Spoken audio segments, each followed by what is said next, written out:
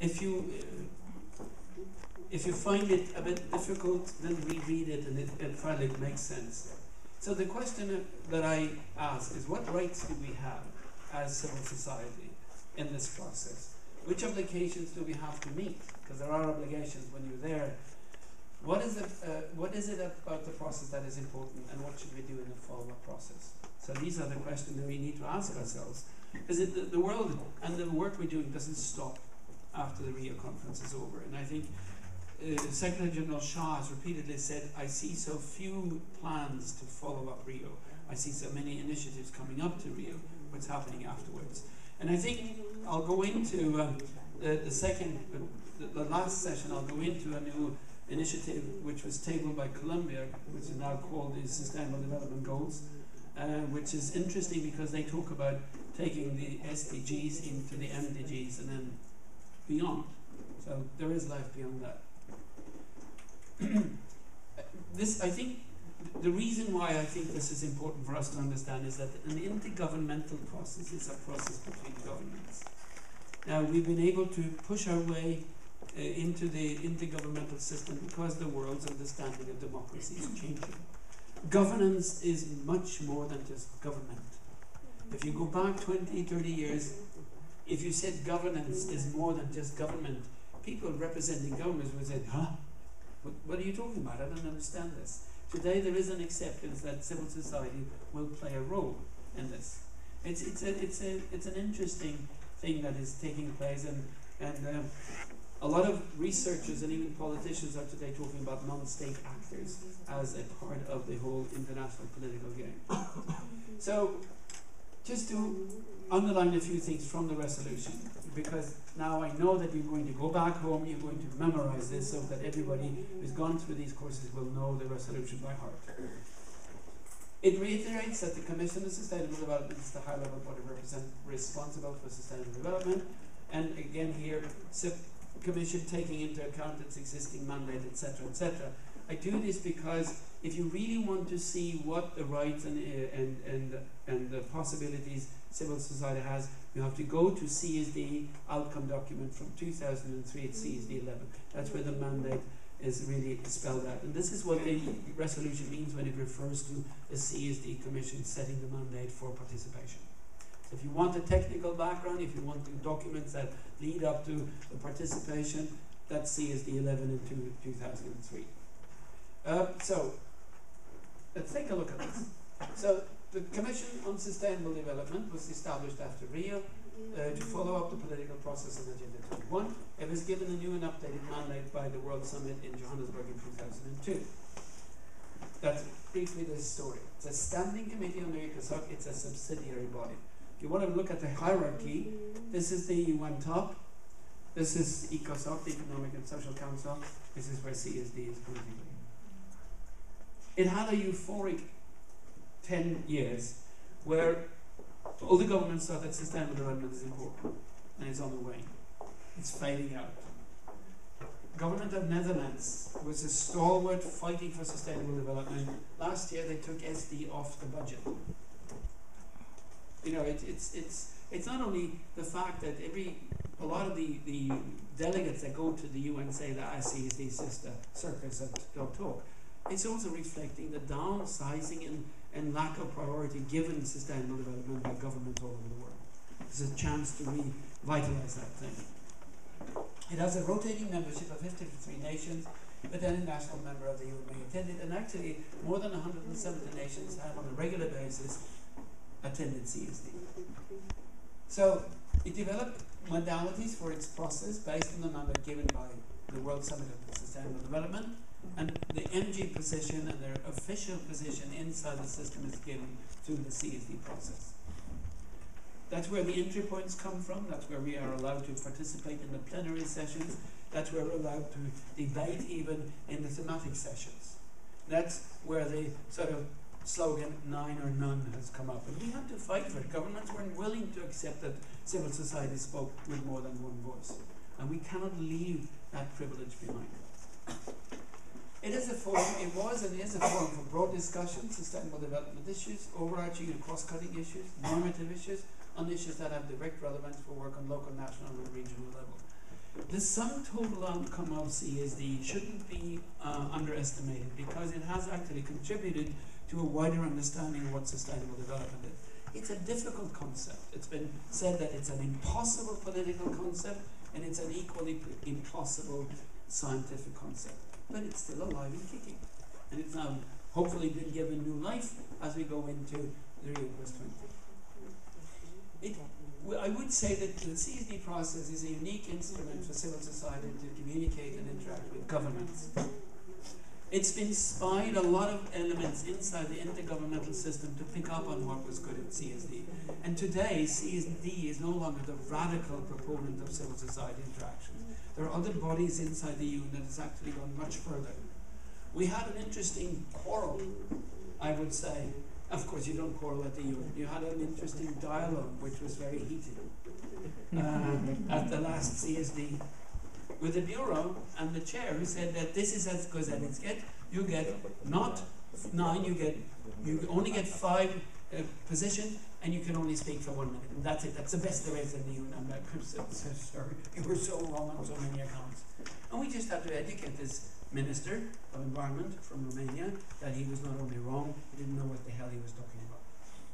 And after we had explained this, referring to the sessions and experience, he said, honestly, he said, I didn't know that. Which was fair. And then we were allowed to speak. For a bit of time at least. So, the Commission gave the world one of the most open and participatory systems in the intergovernmental arena, but the success relies to a large extent on content and cooperation, but integrated in any successful negotiation is a process, and it's the process that helps guide and focus the content. And this is very often overlooked by civil society. Understanding and respecting process and rules of engagement are basic. I've said that a number of times, and I cannot repeat it more often enough. Learn the process, and you will be successful in almost any intergovernmental system. And you'll find out that it's so easy to engage. One of the things that happened in Santiago was when the participants, the civil society participants, accepted that they were part of the major groups, and they were given speaking points. The governments told me when we negotiated this, oh, they can speak at random. They can raise their hand and we'll recognize them. And I said, no, we don't do that. And this government person looked at me and said, why not? We're just being generous. And I said, no, you're not. Because when we have 9 accepted statements where we're called by the chair, the statement is reflected in the outcome report. But if you speak at random, no one's going to reflect that in the report. So the government representative looked at me and said, you learned your lesson. I said, I know this. I said, I've been doing this all my life. And the same thing, we got statements by call of each of the major groups in the thematic discussion. They were all duly noted in the outcome report, and we had the concluding statement 1 minute by each major group at the end, all duly recorded. But if you speak at random in the dialogue, you will not make sure that your statement is reflected. So that's the difference of adhering to the process and being sort of, I want to fight this and I'm going to speak now. So that's why I say learn the process and be strategic about what you're doing. Should we lobby someone? Of course. Why do we get involved? Why do we get involved in the career process? We want to influence text, right? So that means that we need to understand the text. We need to be coherent with the text. And the text itself will be released, or at least the so-called zero document, in January next year. We'll come back to that a little more. We want to build and cultivate alliances for future work, of course, both NGOs but also governments. Showcase studies of success that your organizations achieve. Learn about how intergovernmental negotiations work. Get to know your government, absolutely, and raise funds for the work. It's an excellent forum to get to know your government. It's really great. I mean, and they're very friendly. Oh, you're from my country. Let's talk. Let's have coffee. These guys are human. Sometimes they're lonely. Come, we can keep somewhere. Result of the negotiations home. This is where we send. We say, conference is over. I'm going home now to relax. No, this is where work starts. This is when you need to reach out to your constituency. This is where I think most of the non-governmental organizations sin. We're not good at that. Disseminate information about decisions taking. See if decisions taken at human level should be brought to other sectors of the decision-making process. This is all about accountability. Do we hold ourselves accountable to what we're doing? Do we hold the governments accountable? If we don't study and understand the text, we don't do that. Who are the players? This is important. Who are the players here? Well, obviously the governments, delegations, and civil servants. Intergovernmental organizations, human agencies, members of civil society, as decided by UNCID in 1992. It's the major groups, and of course sometimes you have ministers there. You need to find out who's the most influential player here, not the NGOs. You don't want to schmooze with the NGOs, those are your friends. That's what you do when you come out of the negotiation, when you have a beer or a glass of wine or a glass of water. You want to target the governments. And I see so many times that you see the governments are over there and then there's a flock of NGOs over there. And why are you not interacting? Talk to them. So, again, to repeat, but now you know that the 9 major groups. So we need to connect with governments, we need to provoke them. Yeah? We need to criticize with a friendly attitude. I say, you negotiate with a smile. Be a happy person. Look at the governments. They're so, they have this heavy burden. The mandate by the minister, he was yelling at me at this morning meeting, I didn't really like it. Hello, how are you? And they like it. And they talk to you like that. Criticize with a friendly attitude, offering insights. I don't know how many times I've heard that. They come up to me and say, look, doing this, I do governance. They come up to me and say, have you got anything on governance? I mean, we really need to push this. And I said, yeah, sure, here it is. This is great. And suddenly you hear your statement coming from your government. This is how the Mercury people actually got the whole Mercury issue going at UNEP. There was a stalemate in the governments, they didn't know what to do, and here you have this incredibly good, well-schooled group of organization working with chemicals, moving and said, okay guys, you might want to look at this. And that's actually how the whole thing happened at UNEP. Show our benchmark, show how good we are, because we are good. And network with other NGOs, absolutely, you need the networks. And of course, always ask questions, do that, ask the questions. So, revisit the Continental Agenda 21, know what's known as agreed language. You don't have to reinvent the wheel. And governments now forget, an interesting thing is, now that governments are interested in Rio plus 20, I see there are new people coming. Which is great, but they don't know the background. A lot of us NGOs have been around. We have the institutional memory, and that's important to bring along.